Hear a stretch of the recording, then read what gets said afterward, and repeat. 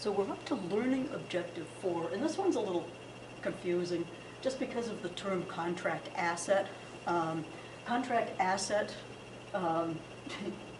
you can have two types of contract assets. One of them we already know. If the company has performed part of their performance obligation, and they're entitled to payment, that's an unconditional right they have to receive the payment. We just call that an account receivable. That is an asset, it's a contract asset, but it's an accounts receivable. What we will refer to on the balance sheet, what gets reported on the balance sheet as a contract asset, are the conditional rights to receive payment.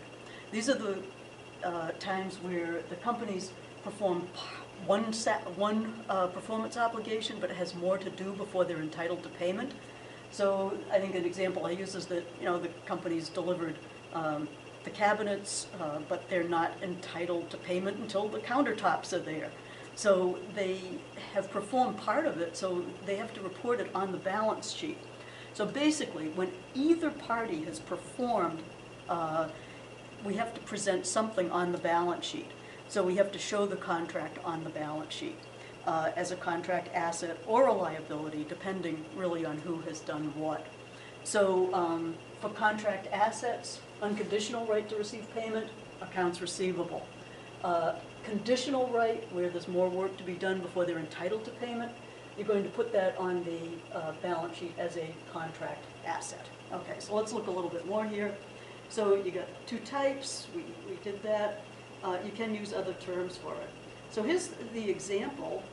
The construction company enters into a contract to provide cabinets and countertops for $30,000.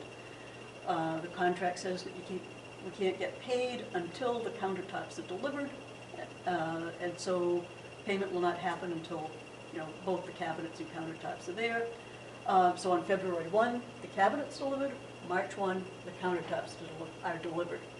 January 1, nobody's done anything, so there's no journal entry. Okay, they've agreed on a contract, but nobody has performed.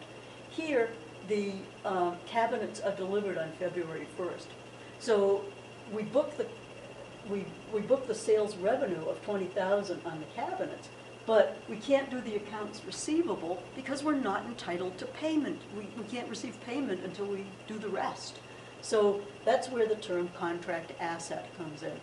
Okay, so then once we, on March 1st, deliver the countertops, then you can bring on the accounts receivable then, you're entitled to that $30,000, reduce the contract asset, and book the rest of the sales revenue for the countertops. Okay. Contract liabilities are very easy. You have run into these before. This is like unearned revenue, okay? The customer has prepaid and the company has not performed yet. So this one is not terribly problematic. What you'll see here, the construction company enters into a contract on March 1st. We're going to provide the cabinets on June 1st, and the customer agrees to pay the full price on April 10th. So on March 1st, there's no journal entry, nobody's done anything. On April 10th, once the customer pays, then they have performed, so we have to get something on our balance sheet, and that's where we have record the cash that came in and the unearned revenue, which is contract liability, okay? And then once the work is done, we do our usual.